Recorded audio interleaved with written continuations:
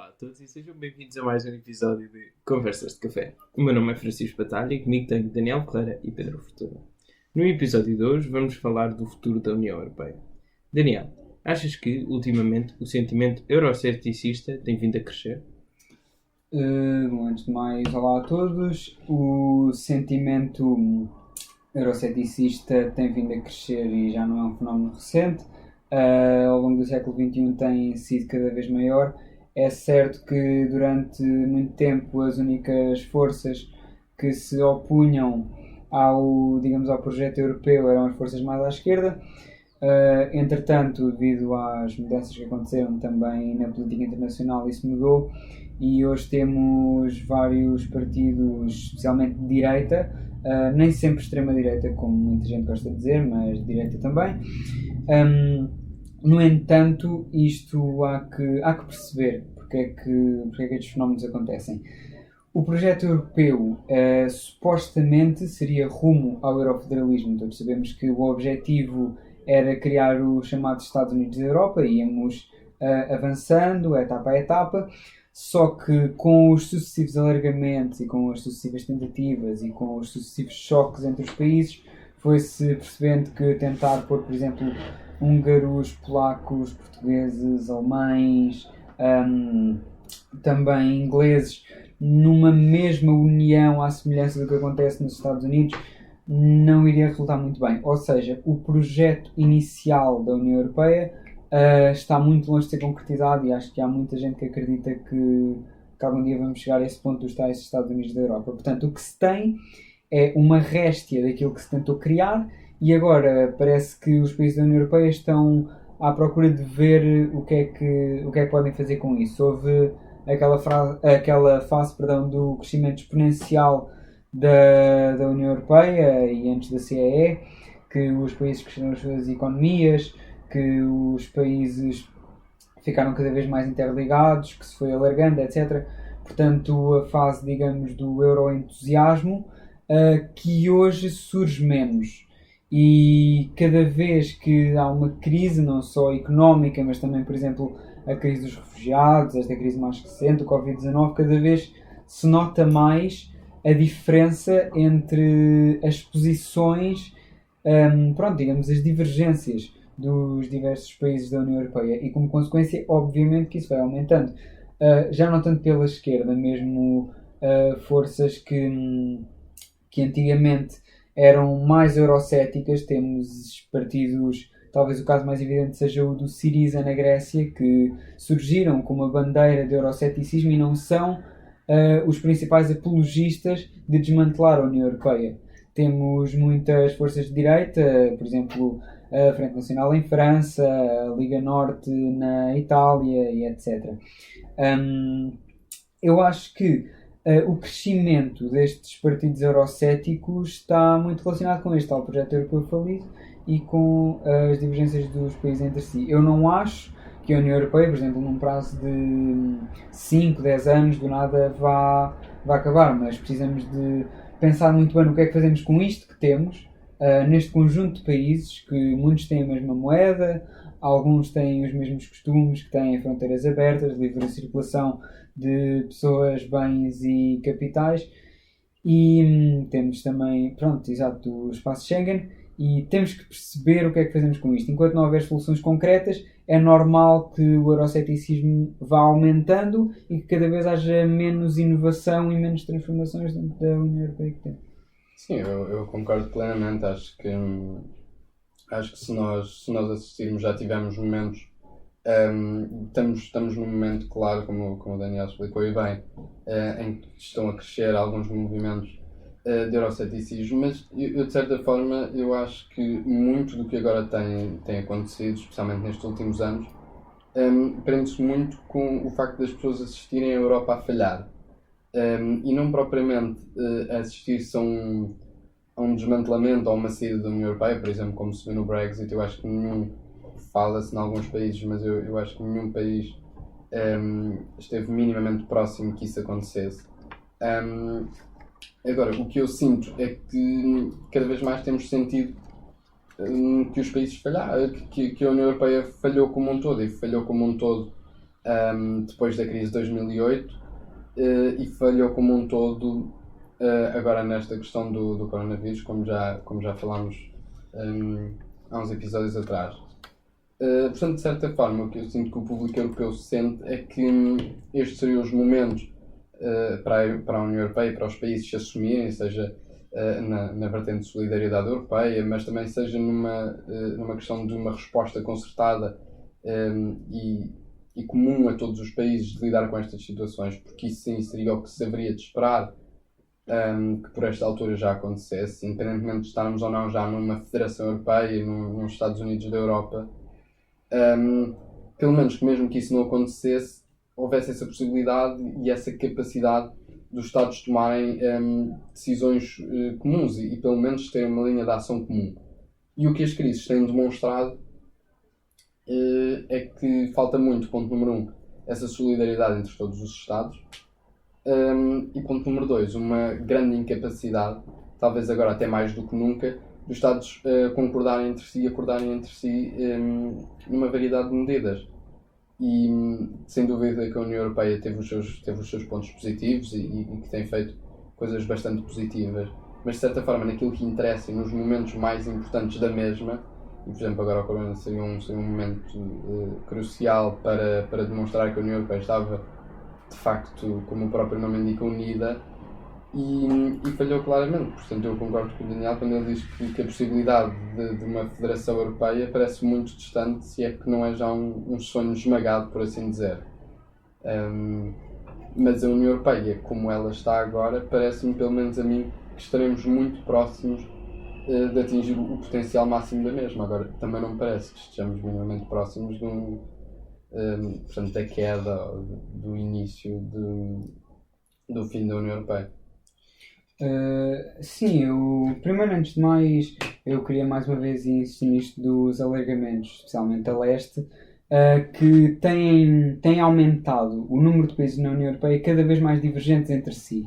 E para a União Europeia avançar, digamos assim, para a próxima etapa suposta que se quer ter, seria suposto esses países estarem sempre de acordo com os restantes. E quantos mais países há, como é óbvio, mais difícil é chegar a um acordo.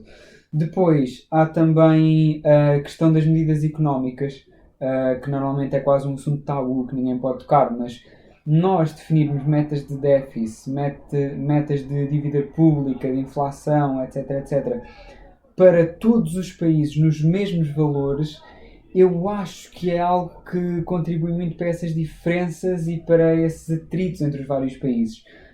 O nós estarmos a exigir a uma Polónia, a uma Grécia, a uma Itália e a uma Alemanha terem metas tão semelhantes em aspectos económicos, acho que é quase uma utopia, não é? É quase uma utopia todos os países conseguirem ter crescimento, todos os países terem uma relação harmoniosa com este tipo de medidas e com este tipo de exigências. Agora, também acho que isto não pode ser uma questão de lobos solitários, não pode ser agora um Brexit com a Grécia, como se pensou em ser em tempos, depois sai, por exemplo, a Espanha, não pode ser assim. A única forma que eu vejo de a União Europeia deixar de ser o que é, ou em vez de se destruir como um todo e se destruindo aos poucos, é um conjunto de países saírem. Eu acho que a não ser que aconteça, para falar dos países mais próximos de nós, por exemplo, Portugal, Espanha, Itália, etc., etc., os países do Sol e tal, saírem em conjunto, eu não acho que qualquer um desses países possa sair sozinho, por mais poderoso que seja, por maior que seja a sua população. Eu acho que é quase impossível, apesar de ter acontecido esta questão do Brexit. E eu acho que a grande prova de como o euroceticismo está a aumentar não é tanto o crescimento de partidos ou de forças mais eurocéticas, é mesmo dentro de países das famílias sociais-democratas e do Partido Popular Europeu haver várias divergências, haver vários países a criticar a ação da União Europeia, que foi algo que durante muitas décadas não se viu. E acho que é isso o principal sinal. Sim, mas por exemplo, eu acho que como estavas a falar, eu acho é que, como sempre, houve desde muito cedo, uma ideia clara sobre aquilo que se queria fazer na Europa a curto, médio e longo prazo. E a verdade é que até há muito, muito pouco tempo, talvez até há 10 anos, estávamos a percorrer completamente o caminho da melhor forma. Quer dizer, em 2002 temos a entrada de uma moeda única, algo que nunca aconteceu um conjunto de países ter uma moeda igual. E, portanto, de certa forma, acho que é aceitável dizer que a Europa estava a percorrer o caminho que queria percorrer. Mas não teve um impacto que se esperava, medidas como essa da moeda única. Sim, exato. Agora, a questão que eu acho é que, por exemplo, tu falas sobre, de certa forma, gerir-se, por exemplo, especialmente a questão da dívida das economias, de todo não é por baixo, mas da mesma forma, ou seja, toda a gente tem que ter os mesmos objetivos, toda a gente tem que ter, ou seja, toda a gente é avaliada, de certa forma, da mesma forma e não é tida em conta as situações particulares de cada país. Mas, de certa forma, eu acho que isso depois foi talvez o passo errado e o passo, de certa forma, em falso de ter o euro, porque a partir do momento antes disso acontecer, não era tão relevante. Porque tu podias ter os vários países, neste caso, teres os países mais poderosos e que têm mais a ganhar com a União Europeia a aproveitarem-se dos países menos desenvolvidos e não havia o problema das suas moedas desvalorizarem por esses países serem menos desenvolvidos e terem menos poder de compra, etc. Agora, de repente, tens um conjunto de países e pronto, é como é óbvio que não entraram todos os países para o euro. Mas isso também é uma espécie de incoerência, não é? Nós temos um suposto projeto europeu conjunto e depois só alguns países é que entram na zona euro. Sim, agora acho que depois aí, eu acho que foi exatamente nessa questão que depois se percebeu que a teoria e a prática depois também não é bem assim, porque depois é muito difícil tu explicares a cidadãos dos vários países, e agora pronto, falamos de França, da Alemanha, da Áustria, da Holanda, Bélgica, etc.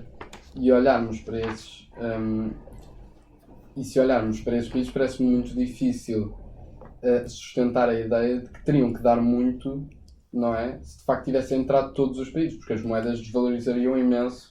Sim. Se todos os países tivessem entrado. Portanto, acho que de certa forma foi um bocadinho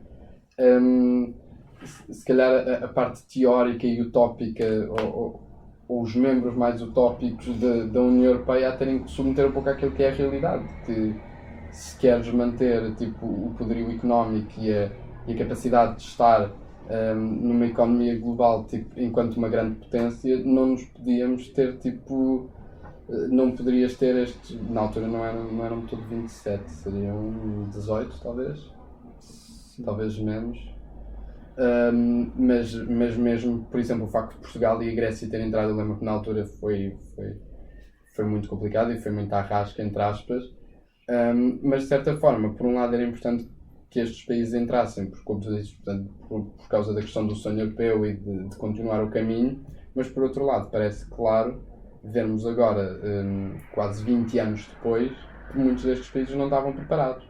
Claro. E que os outros países, e que a União Europeia, ou os países mais fortes e mais preparados, também não tiveram a solidariedade e a capacidade de ajudar os países menos preparados. Eu acho que isso reflete claramente 20 anos depois naquilo que aconteceu e também criou as crispações que existem entre o sul da Europa e o norte da Europa, entre os países mais pobres e os países mais ricos, que de certa forma talvez até aqui não tivesse ou não houvesse uma razão tão aparente para acontecer. Mas não acham que esta barreira que existe acima de tudo da moeda existe porque, ao contrário dos Estados Unidos, todos os países que agora formam a União Europeia durante muitos séculos foram independentes e, portanto, têm uma grande história e uma grande cultura, muito apegados talvez à sua moeda? Não acham que isso também é uma barreira que surge? É sim, também há a questão da cultura, é verdade. Só que se nós repararmos, na Europa, especialmente desde que começou a integração europeia, nós irmos a Londres, a Madrid, a Berlim, ficaram cada vez mais semelhantes umas cidades às outras. Agora, é óbvio que ainda há as culturas locais e claro que nós termos que falar uma língua comum, termos que ter uma moeda única, vai criar algumas crispações e alguns obstáculos que não se colocam, por exemplo, nos Estados Unidos, uma vez que os Estados nunca foram países independentes. Sim, mas eu acho que, ponto número completamente verdade, e a verdade é que são 200 anos de história comum, mais até. Mas se analisarmos aquilo que foi o início da história dos Estados Unidos, mais concretamente as 13 colónias, não foi isso que se passou. Portanto, a ideia de ter as 13 colónias a submeterem-se a um poder centralizado não foi muito bem aceito por grande parte portanto, das colónias individualmente. E eu penso que se não tivesse havido portanto, a Guerra da Independência dos Estados Unidos, e eu acho que foi principalmente por isso, e se não tivesse acontecido, e os vários países terem que ter, de certa forma, lutado em conjunto, e eu penso que isso depois acabou por criar esse tal sentimento de identidade nacional. A verdade é que estamos a falar de todas aquelas pessoas. Primeiro, não há propriamente americanos naturais. Portanto, Havia. Pronto, exato, havia e pronto. Não é? Mas não são aqueles que conhecemos hoje. Portanto, aquelas pessoas não tinham qualquer tipo de ligação entre eles, não é? Uma pessoa que, no fundo, a única ligação que tinham é ser ingleses. Nem tinham uma história, 2 guerras mundiais. Não tens, exatamente, quer dizer, a cultura americana neste momento está muito mais desenvolvida do que estava em 1776 e por essa altura. E portanto, eu tenho quase a certeza absoluta que se não tivesse havido a Guerra da Independência e se o Reino Unido, na altura, quer dizer, não saberei muito bem porquê, mas se não tivesse feito o esforço que fez para tentar manter as colónias, eu tenho quase certeza absoluta que existiriam, quer dizer, muito mais colónias que existem atualmente, mas que não teríamos os Estados Unidos, teríamos assim... Como a América Latina, mais ou menos. Exatamente, e com países muito mais pequenos, porque se nós analisarmos os Estados Unidos, há Estados muito, muito mais pequenos, e há Estados bastante pequenos, e eu tenho quase certeza que não aconteceria. Terias grandes potências regionais, como tens, por exemplo, como tu disseste bem, na América Latina, por exemplo, no caso do Brasil, e no caso da Argentina. Exatamente. E seria isso que aconteceria, provavelmente com o Texas, provavelmente com a Califórnia. Agora pronto, desenvolveu-se a tal cultura americana que na Europa também se tentou desenvolver. Também se tentou desenvolver a cultura europeia, que depois acabou por nunca acontecer propriamente, e talvez por causa disso agora também não vai propriamente acontecer. É muito bom sentirmos que somos europeus, mas depois cada vez mais, agora com estas questões do corona e dos vários acordos que se estão a tentar chegar, cada vez mais sentimos que não há solidariedade e não há uma identidade verdadeiramente europeia. Sim, e depois também há aqui a questão de que as identidades muito diferentes vêem-se em pormenores, salvo seja, são grandes, portanto não são bem pormenores. Por exemplo, nós temos a Albânia, que é um país que está no processo para entrar na União Europeia, que é um país maioritariamente muçulmano, e depois temos países muito próximos que são completamente anti-muçulmanos. Temos países que têm muitas comunidades que se sentem próximas dos russos, e temos países, especialmente mais para o Ocidente, que são contra os russos. Temos uma cultura do sul da Europa que quase que está mais perto da América Latina do que da Alemanha ou da Suécia ou de outros países do norte da Europa. Depois há também a questão da política externa, e é uma questão que eu gostaria de abordar também, que é a relação que a União Europeia tem com a NATO. Quando nós estamos em termos de defesa com a União Europeia, nós estamos com a NATO, e a União Europeia, apesar de ter havido algumas ideias, especialmente no final do século XX, sobre assumir-se como uma terceira potência, uma potência independente, o fim da Guerra Fria, digamos que atrapalhou esses planos e fez com que a União Europeia ficasse com as decisões a nível da política externa que já tinha antes. E eu acho que muitos países, especialmente os países que tiveram guerras nos Balcãs, vão estar muito reticentes em relação a ter uma política externa comum com as outras potências na Europa, que provocaram alguns danos nesses países. Sim, e até porque, como tu disseste, não só culturalmente são países diferentes, seja pela sua religião, seja pela sua história, seja pela sua língua, mas também exatamente por causa da sua história, mais do que propriamente quando falamos de algum tipo de rivalidade e crispação entre França e Alemanha, ou entre Portugal e Espanha, outros casos dentro da União Europeia, quando falamos, são, quer dizer, questões antigas e há muito ultrapassadas, e até foi mesmo para tentar ultrapassar essas questões que foi feito, que se criou a União Europeia. Mas quando vemos, nesse caso os Balcãs são uma questão muito interessante e muito importante, os Balcãs são um caso claro de um conjunto de países que até hoje, primeiro porque os eventos que lá aconteceram há cerca de 20, 30 anos. Portanto, grande parte das pessoas que os viveram estão vivas e lembram-se perfeitamente do que se passou. E criaram-se questões muito graves, de grande, nem serão bem rivalidades, mas ódios mesmo entre esses países e entre essas populações. Portanto, viverem juntos dentro de uma comunidade europeia, não sei até que ponto é que será muito fácil conseguir-se que isso aconteça. E depois, a entrada desses países criaria ainda outra questão, também ela bastante preocupante, que era aumentar cada vez mais estas crispações que existem dentro da União Europeia, porque se neste momento temos muito o Norte com o Sul, porque o Sul tem problemas com a dívida externa e porque o Sul não trabalha, etc, etc, são questões um bocadinho infundadas e até um bocadinho ridículas. Quando falamos, não querendo usar sempre os Balcãs como exemplo, mas são mesmo um excelente exemplo. É o caso mais flagrante. Exatamente. Estamos a falar mesmo portanto, litígios e questões bastante graves, que têm razão de ser e que são questões legítimas e que ultrapassá-las será muito mais difícil do que esta querela entre o Norte e o Sul. São questões muito mais profundas, muito mais graves, e que me parece que criariam uma instabilidade da União Europeia, mais instabilidade na União Europeia que ela não precisa.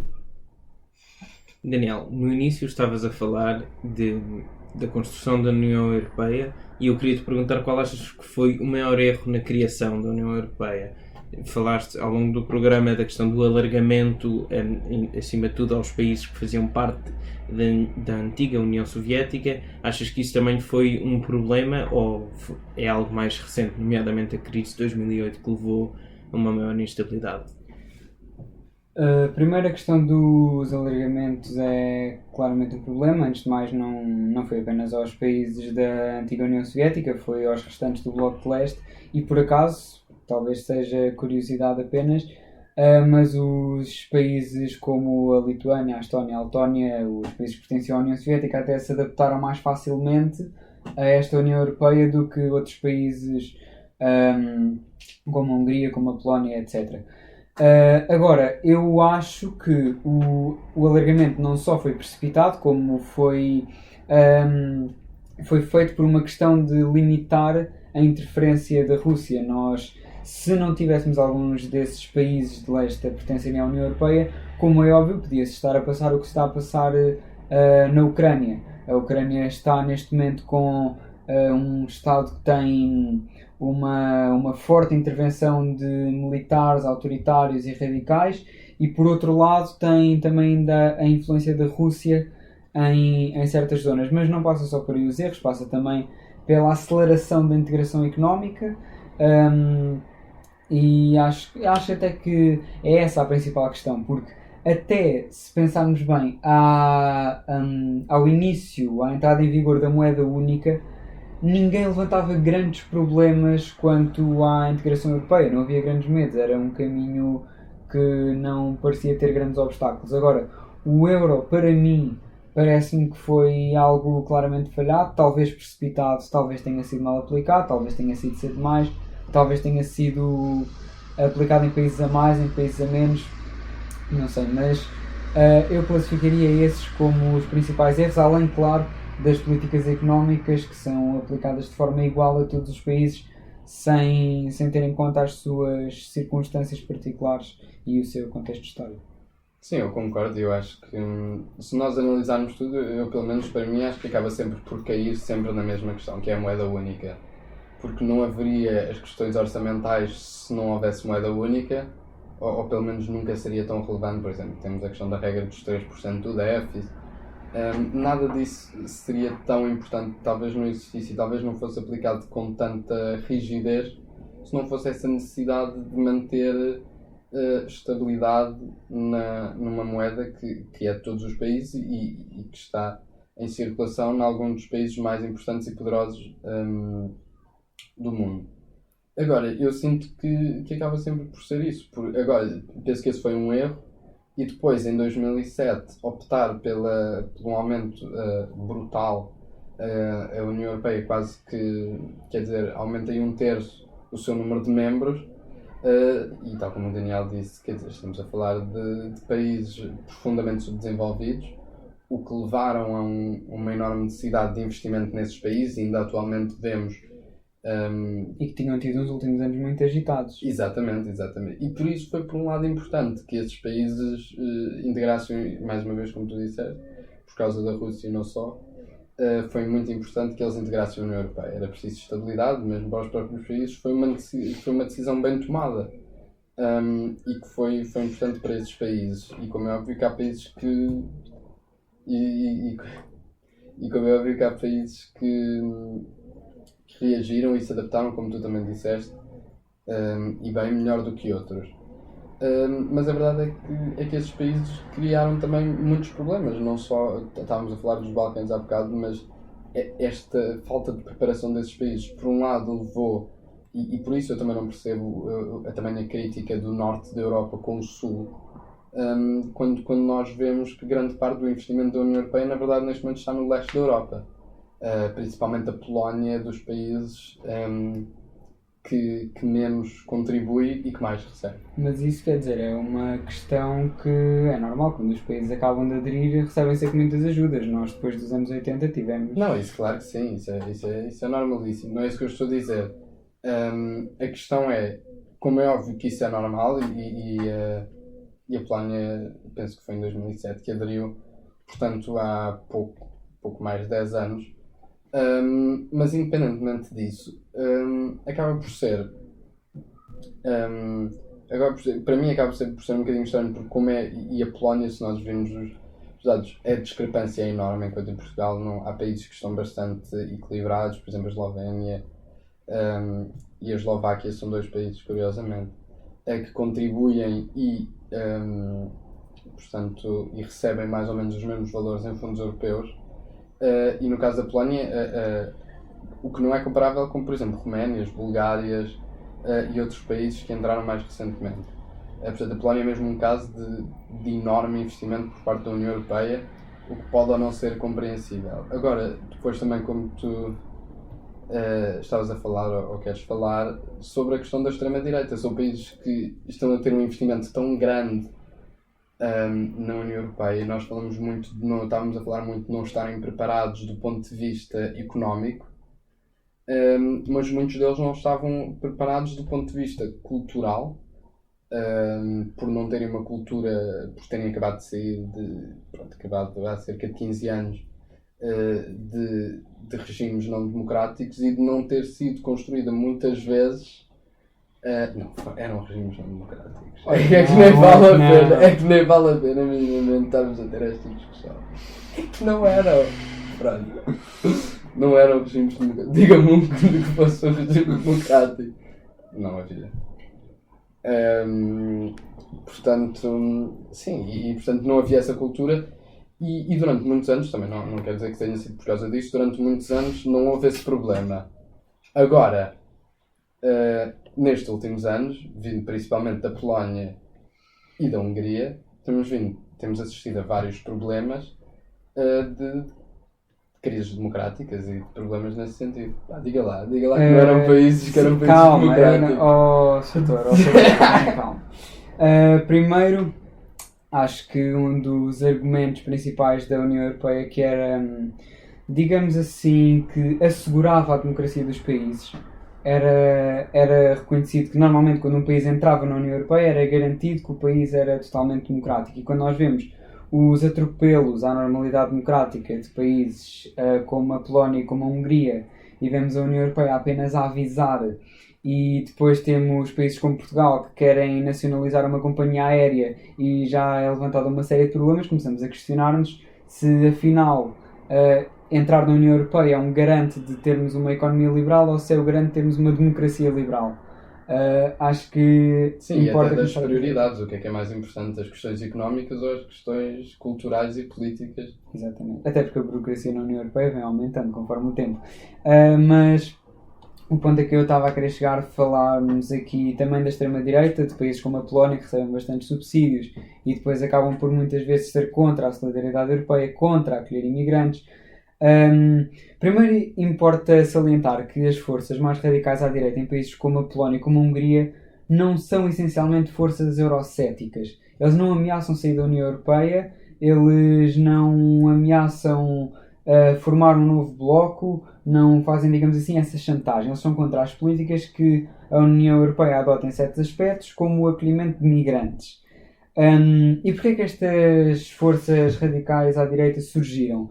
Porque quando acabaram os regimes comunistas nesses países de leste, nos países foram os partidos socialistas, portanto os partidos pós-comunistas a chegarem ao poder, e nos outros foram os partidos, digamos que foram a sucessão dos que lutavam pela mudança do sistema e pela democracia.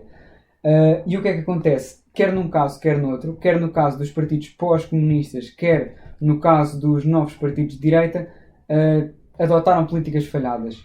A implementação do novo modelo económico não correu bem, houve muita gente a fugir dos países, houve em muitos casos guerras, e isso levou a que se formasse uma grande instabilidade. Ora, o que é que acontece? Esses países, não vendo, aliás, uma alternativa nas forças de centro-direita e de centro-esquerda, e tendo acabado de sair de regimes comunistas, ou seja, descartando automaticamente partidos de esquerda, vêm-se obrigadas a fugir para partidos mais autoritários e colados à direita. Partidos que resolvem juntar um sentimento nacionalista, às vezes, em casos de países até que não pertencem à União Europeia, como por exemplo a Moldávia, alguma nostalgia da antiga Europa de Leste, e a isso juntam ainda às vezes o racismo e acabam por formar todo um caldo que na verdade nós chamamos de extrema-direita, mas é muito diferente da AfD da Alemanha ou da Frente Nacional de França, e que acaba por fazer atropelos à normalidade democrática que são aceites pelos cidadãos por uma maioria ou por uma quase maioria, porque não vêem alternativa, porque já tiveram a experiência de um regime comunista, já tiveram a experiência de governos de centro-direita e de centro-esquerda e nunca viram realmente o seu estilo de vida a melhorar. E acho que é preciso também compreendermos, antes de dizermos que de repente os polacos ou os húngaros são todos fascistas ou racistas, compreendermos o contexto por trás disto. E com esta ideia de uma incerteza do futuro da Europa, concluímos mais um programa de Conversas de Café. Obrigado e até à próxima.